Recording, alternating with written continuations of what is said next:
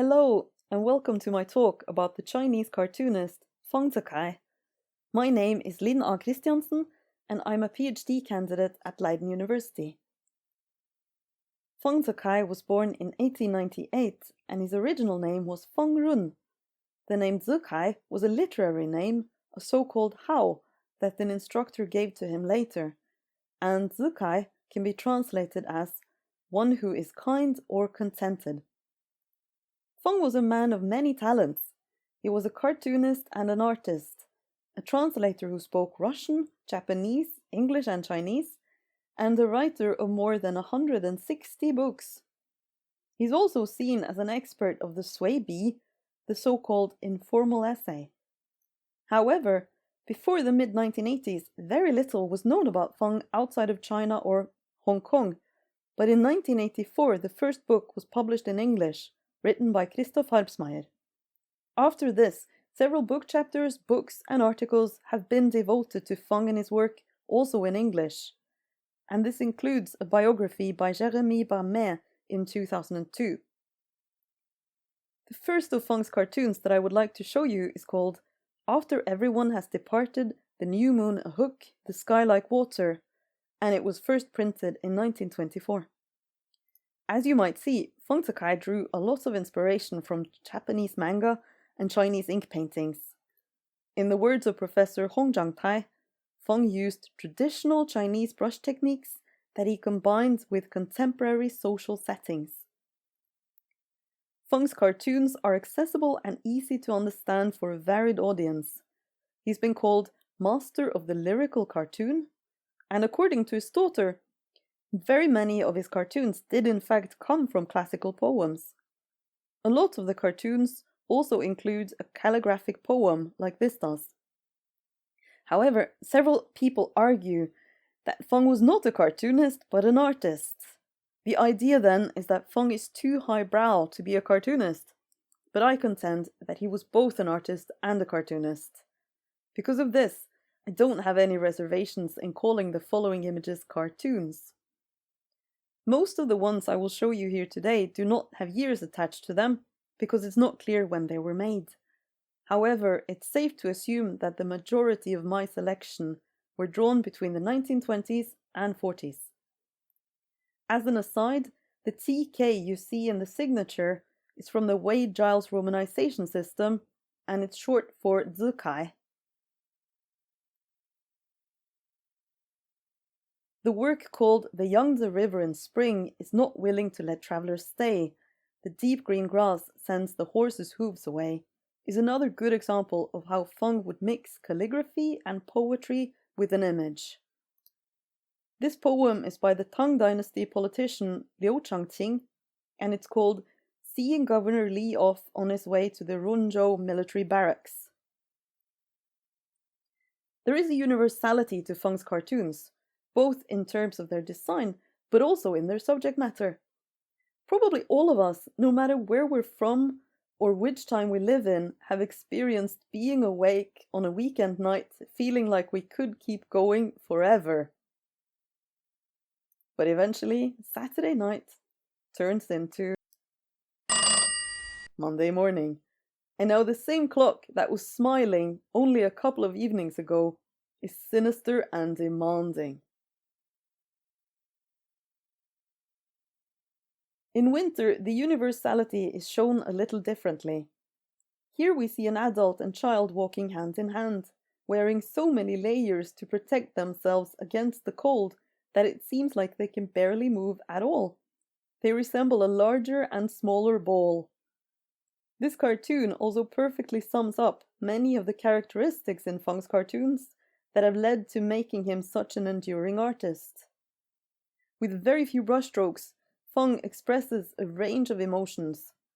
Even if the two figures' facial expressions are hidden, and even if they are barely moving, Feng has still managed to give both the adult and the child personalities.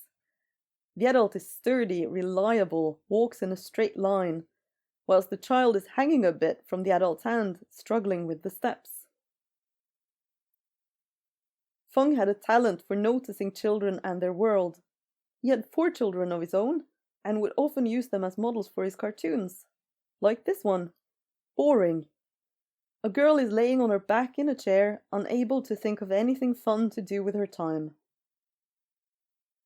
In Janjan's Vehicles number 2, The Bicycle, from 1927, Janjan has figured out a new use for his 2 handheld fans. With the help of a little imagination, they have now become his bicycle. Similarly, a chair and a sibling can become a rickshaw, even though, as we can see here, the sibling might not be equally happy about losing their chair and turning into a vehicle for someone else.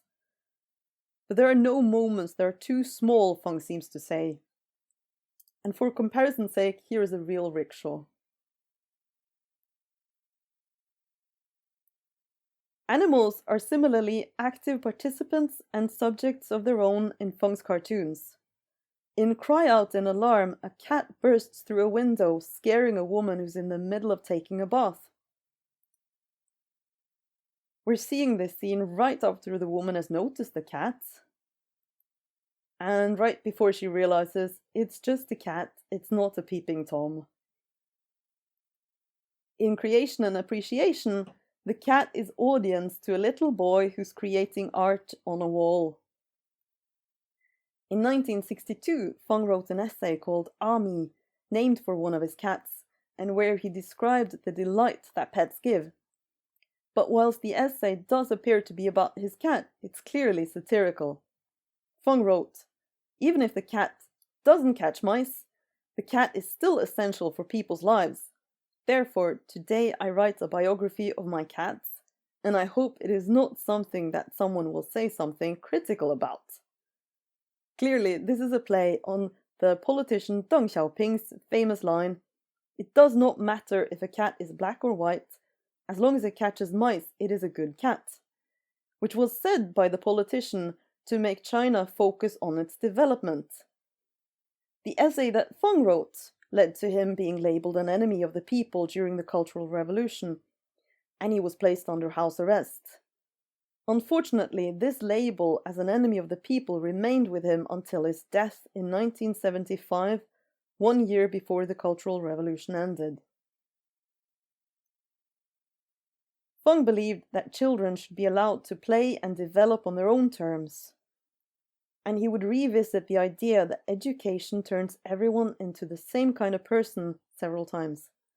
In Associations on the Cutting of Hedges, cutting off children's heads is seen as a parallel to the way that someone would trim a hedge. Christoph Heubsmeyer sees this as a critique of the Chinese educational system, but Shelley Drake Hawkes has written that the cartoon must be a commentary on how society stifles free speech and individuality. My suggestion is, it could be both. Feng's position is that life is valuable. Just like in his cartoons with animals, this belief is also obvious in cartoons like The Instinct for Life, and it is an indication of Feng's Buddhist views. Feng Zikai studied under Li Shutong, who would become a Buddhist monk and take the religious name Hongyi. And Feng himself would convert to Buddhism in the late 1920s. In addition to life being valuable, Feng says, every life also has value, even if it seems small and repellent. Be careful where you step. In The Swallow Comes Flying Over the Pillow, we see a man laying down under a tree reading. Behind him there's a swallow flying and another swallow sitting on his pillow. Feng would use the motif of swallows and willow trees over and over. In fact, due to the artist's preference for these two motifs, the essayist, historian and poet Yu Pingbo is said to have called him Feng of the Willows and Swallows. But Feng would utilize these motifs in different ways. In this cartoon, the swallows have a soft round shape and the willow branches look almost bouncy. The cartoon has a lot of life. The willow tree and swallows take on a very different shape in The Swallows Return, but the man has not returned. Here the swallows are pointy like arrows, and we can only see a small part of the willow tree branches, which resemble tears.